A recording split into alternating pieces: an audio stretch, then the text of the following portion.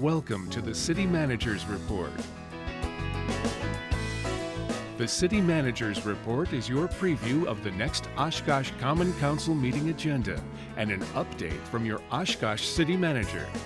Your hosts, Emily Makowski of Oshkosh Community Media and City Manager Mark Roloff.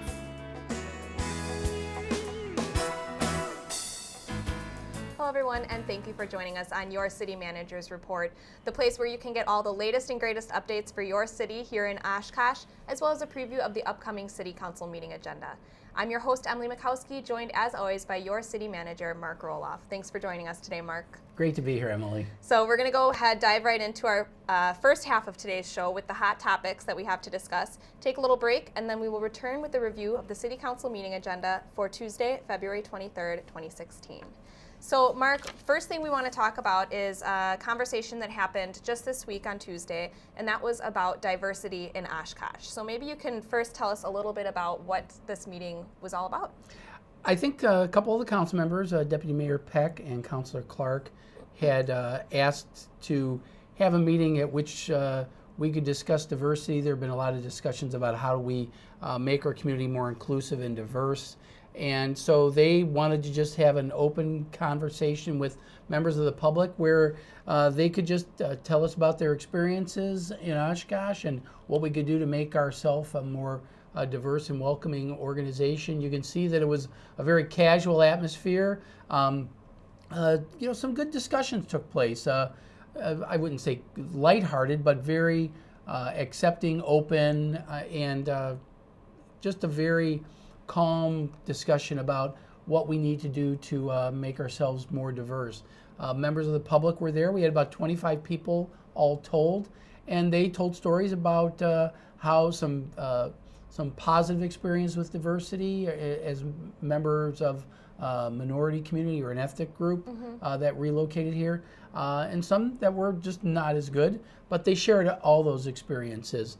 And it was all kinds of diversity that was discussed, not only race, but also, economic and a lot of different things. Sexual orientation, ethnic groups, poverty, homelessness. It was to recognize that diversity isn't just one type of diversity with ethnic groups or racial, but there's so many more elements to diversity that need to be talked about. School Superintendent Stan Mack was there. He did a wonderful job of sharing some information about the schools and the ethnic populations that are different from the population as a whole. And one of the things, the takeaways from that, was that it shows you that the diversity in our schools are much greater than the diversity as a whole, which means that that's the group that's growing. So we will find our community to be much more diverse in the future, right. And we need to be responsive to that. One of the people that was present at the discussion said there are really some economic imperatives that you have to think about, because as more people come to our community and if they're not feeling welcome, they may go away. Right. From an economic standpoint, we're going to need more workers. With Oshkosh Corporation getting their new contract, the spillover impact into the workforce is going to be significant. We need to attract people into the community, and so that was part of the discussion that took place as well. So just so many different things, and it's not just if you're satisfied with maybe how things are other people equally as satisfied, and if they're not, why not?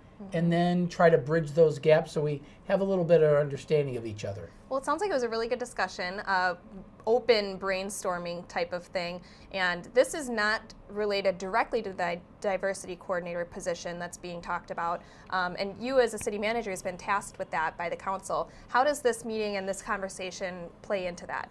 It wasn't specifically about the diversity coordinator position, but I think from my standpoint, it helps me understand what some of the issues may be, what the definition of diversity may be or may not be, and I think we need to open that up to say what exactly do we want to define as diversity for purposes of trying to create a position like this. One of the things that we need to do is learn more about what other communities are doing, how they're addressing this issue. We're not alone on it. It is more than just racial and ethnic, how other communities deal with that. And so for me, it was a good starter conversation. and it's gotten me thinking about how I move forward with this so that when I present a report to council, it is full and complete so that there's no missing links. The easy part is saying how much it'll cost. The hard part is saying what exactly what are we trying to accomplish? Yes, exactly. Right. What are we trying to accomplish? Because you can spend money on a lot of things without accomplishing anything. Really, what's our end game with this? And I think this will help me as we move forward with that. Wonderful. Well, we look forward to hearing more about that. I know you're going to dive a little bit deeper in the council meeting, so we'll have to tune in and hear that conversation with the council members as well. Next thing we want to talk about actually also happened this week is an election. We're going to kind of do a little bit of a recap because this one was kind of an interesting thing with first time with a lot of new equipment that we got here in the city, as well as the voter ID law. So how did it go? Well, big test for November when we have our largest historical turnout for the presidential elections. New equipment that had to meet a bunch of new standards for the law. And boy, did it work well. And even though the turnout wasn't the greatest as it normally is for very narrow primaries, the only thing we had to vote on in town was a primary for state Supreme Court. But it was still very valid in terms of that test run. The equipment worked flawlessly. The advantage of the new equipment is now the precincts that you see here, these are 2 precincts just over at Oshkosh West.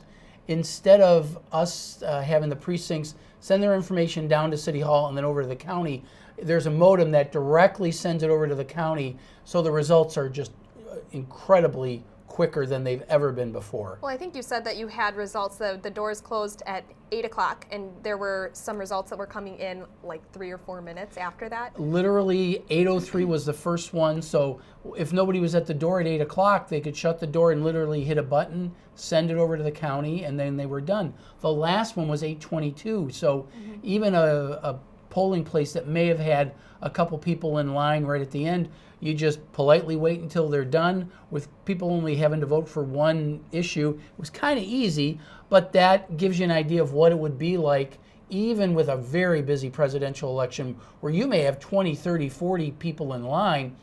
Once you get through those folks, you can close it, hit the button, send it over to the county, so the results will be much quicker. The state or voter ID law, it was good to implement that when it was, because you weren't sure what kind of concerns that people may have if they didn't bring their ID. They weren't used to bringing it. We didn't encounter any problems, so that went very smoothly. For the presidential election, we could have, because the turnout isn't going to be around 5 or 10%. It's going to be about 70 or 80%. So we know that, but this gave us a good test to move forward. So I think as we get to the April elections, which will be presidential primary, so there could be a little better of a turnout there, and council elections, other local elections that are happening in April, that'll pick it up a little more. And when we hit the real stride with, we'll be old pros by then. We'll be all set, and that's what we're really hoping for. City Clerk Pam Newberg and her staff have done a wonderful job to prepare for this, and I think it was a good test run for them. Yes, so we encourage everybody to come out on April 5th, I believe it was, for the primary election. If you need to find out your polling place, you can go to the city website, and we have tools on there for you to figure that out. Next thing we want to talk about here, Mark, is the citizen survey. We put out a release last week saying that it was coming out soon, and people are starting to see it in their mailboxes around today. Tell us a little bit about the citizen survey for those of us who might not be familiar with it. Well, first off, this is an initiative that we work with a public policy analysis class at UW Oshkosh. They've been doing this survey for us for the 8th year now. We've had it since 2009. And originally it was intended to be a survey to identify priorities for budget. And it still does that, but we go a little bit beyond that. We also have questions about the quality of city services as well as how important city services are to you. And we check and compare the importance of city services versus how well we do. If we have an area that's very important but low on quality, we know we need to improve in that area because it's very important. And council has used this information to make budget decisions in recent years. When we've had some tougher years, that's been the basis upon which some council members have specifically referred to the survey results as a reason why they made the decision they did. So whether you agree or disagree with it is really irrelevant.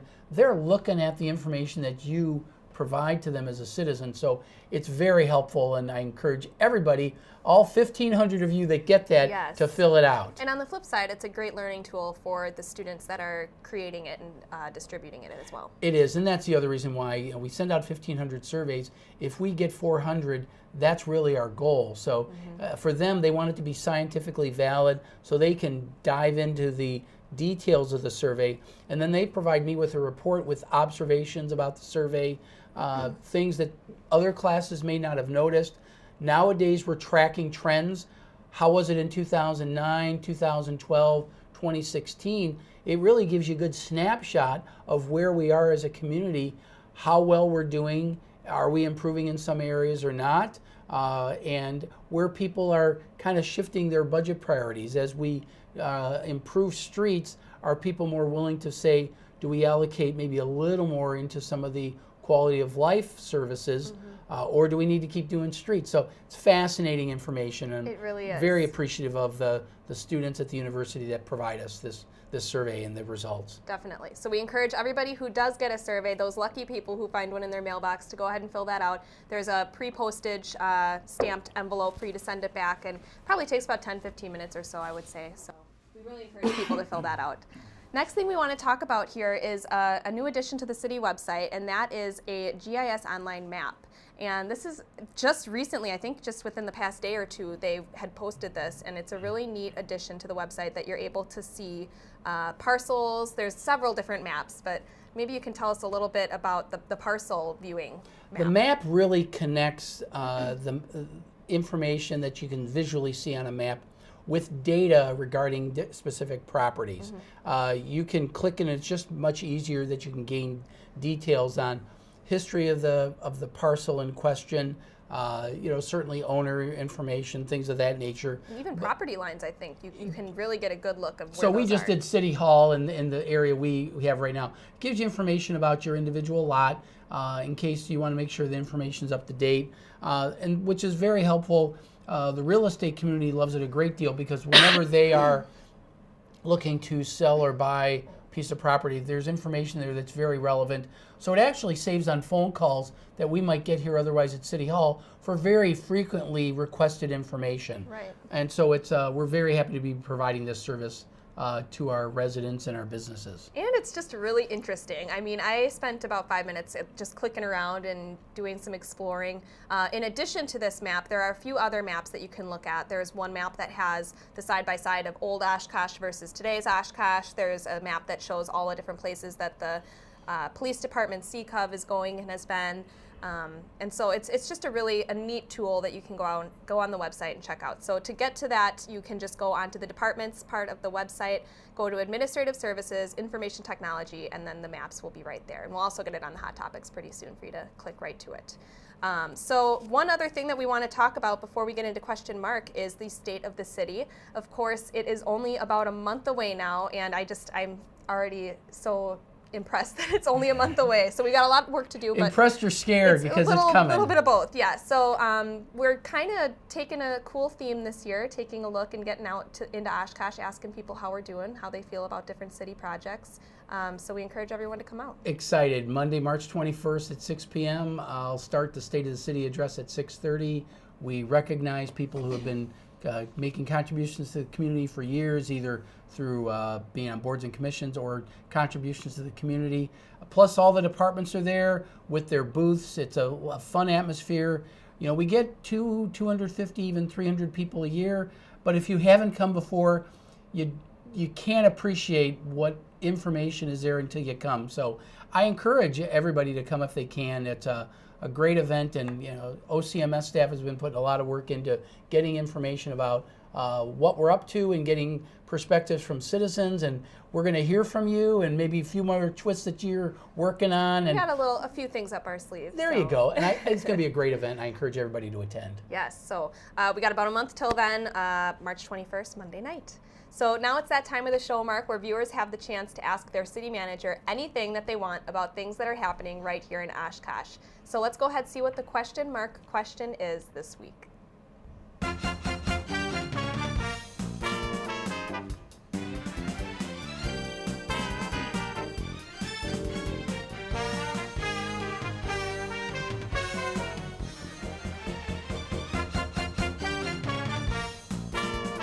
right, Mark, question this week is, what is all the construction work happening in the City Hall lobby? Great question. It's a great question because we walk through it every single day. And if you're used to coming in the front door of City Hall, you're used to seeing our friendly collection staff that are right there. And right now you're just seeing plastic with a little sign that says go to the left. And we've temporarily moved collections over there.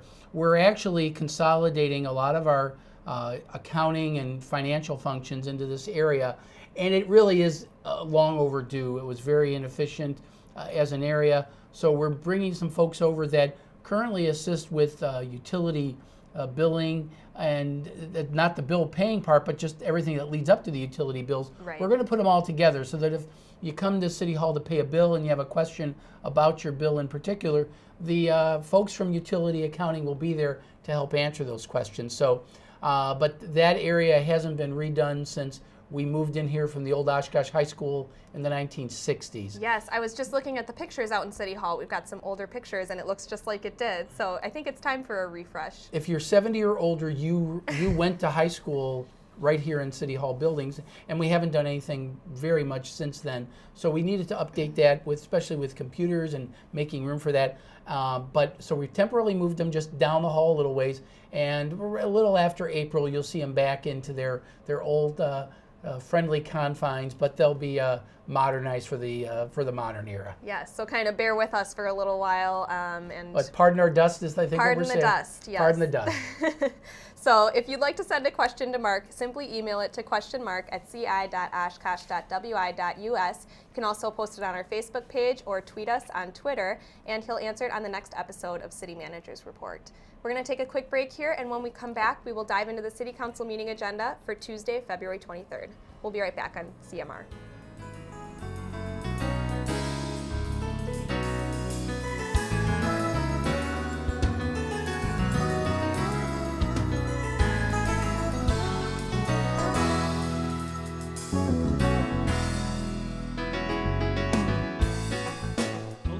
Voters already have a photo ID. If you don't, you can get a free Wisconsin state ID before the next election. To get your free ID, head to the Division of Motor Vehicles and take a few documents with you. Proof of your name, date of birth, and U.S. citizenship, like a certified birth certificate. If you don't have a birth certificate or other documents, the DMV can still help you get a free ID for voting. For a complete list of the documents you can use, visit bringit.wisconsin.gov. And don't forget to bring your ID to the ballot. Want to know what it would be like to be a dinosaur? Be the Dinosaur is a groundbreaking fusion of state-of-the-art video game technology and traditional exhibits, featuring full-size dinosaur bones, a paleontology field station, a safari jeep, and more. Visitors of all ages can enter into the largest and most complex restoration of an extinct ecosystem ever created. Be the Dinosaur will be put on by the Oshkosh Public Museum from February 1st through May 16th, 2016. For more information, check out oshkoshmuseum.org.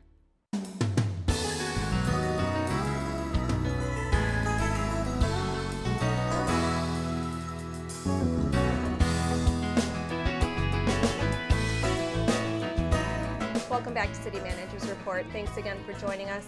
Now we're going to go ahead and get right into the City Council meeting agenda for Tuesday, February 23rd, 2016. Mark, the first thing that we want to talk about here is item number 9 is the Snell Road West lift station and interceptor sewer. And that's a big number I'm seeing right there, about $7 million. So give us a little bit of background on this one.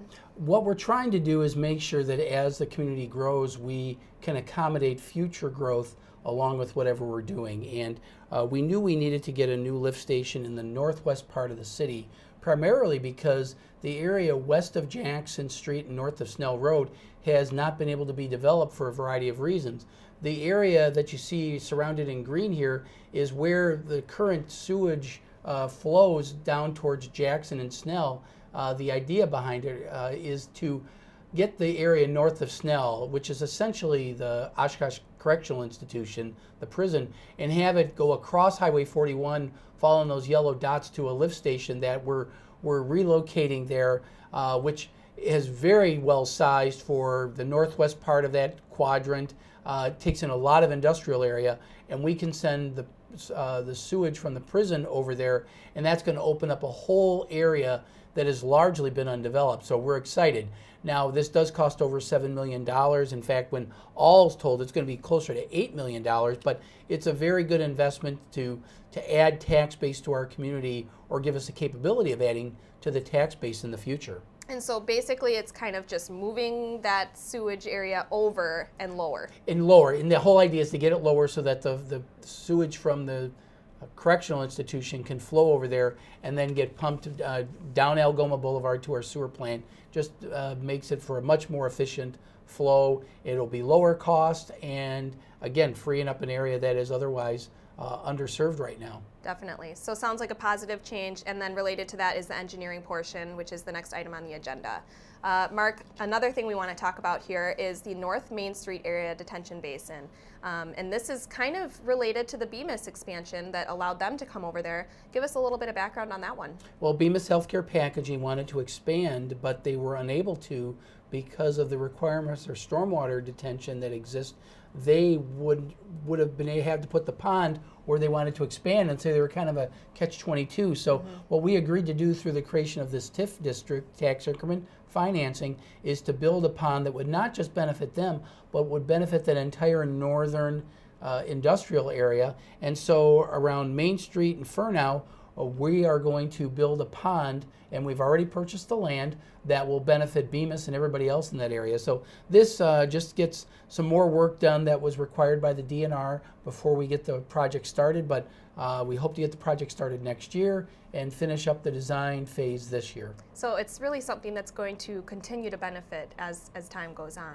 It will enable every area, every industrial area in the north side to be able to develop without having to construct their own detention ponds, which is a value added for every business out there. Wonderful. Well, a lot of positive things so far on the agenda, and we're just going to keep on going with the positive things. We've got some special events coming up already here with spring and summer coming towards us. Item number 16 is dealing with the Oshkosh St. Patrick's Day Parade and Party on March 19th, 2016. Yeah, I know we can't get them in on Oshkosh today, so we figured we'd do a plug for them today. Yes. The council and myself have been invited to participate in the parade, so yeah, I want you to come to the parade because I'm going to be out there. I'll be tossing candy for the kids. So March 19th, 1 to 10 p.m. The parade starts at 2 o'clock. It's pretty much Main Street from CP all the way up to Parkway. And then there's, in the old King Clift lot, is where they usually have the tent set up for Irish bands and dancing and just a lot of fun. Very friendly event for the families to come out, see the parade, and enjoy.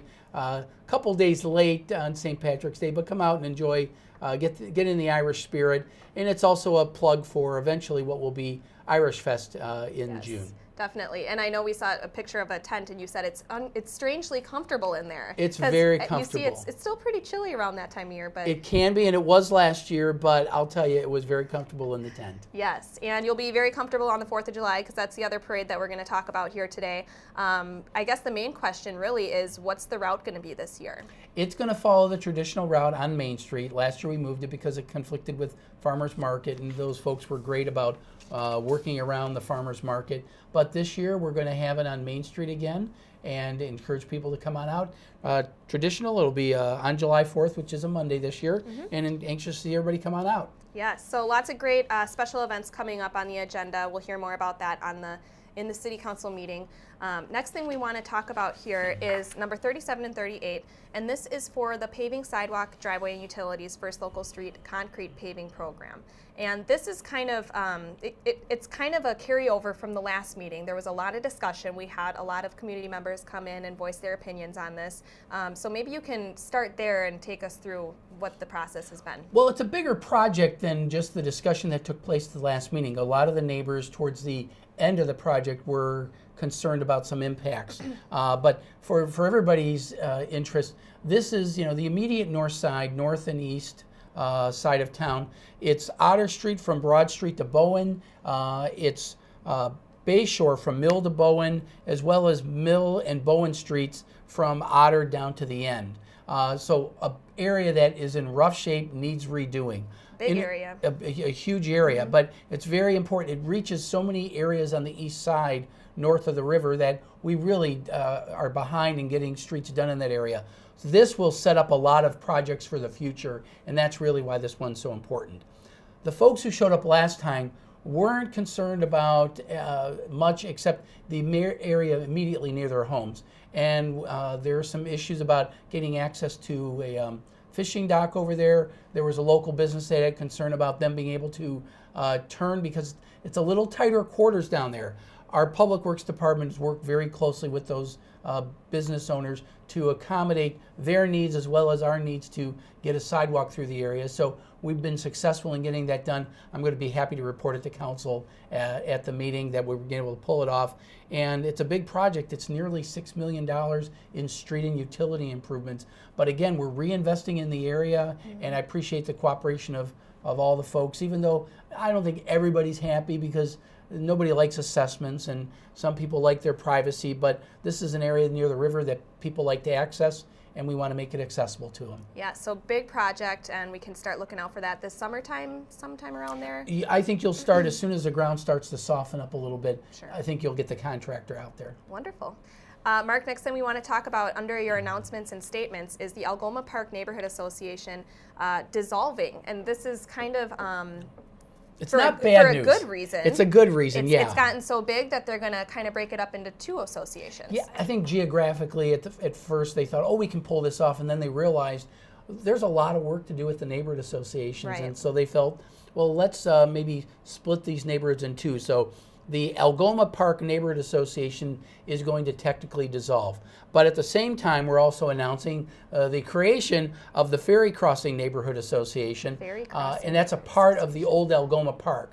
I think the other group is working on organizing as well, but this is the first one in that neighborhood that's out of the gate. So we're very happy that Algoma Park, you can see in the far upper left. And that's a big area. That is a huge area. I mean, when you compare it to some of the other areas. So, and there's some areas that divide that. So we'll get them, we've got them recognized, and by our ordinance, we will let the council know. We want to let the public know, because if you want to form a neighborhood association, we absolutely want you to consider it. And I'm sure the Ferry Crossing neighborhood will be more than happy to tell you their experiences.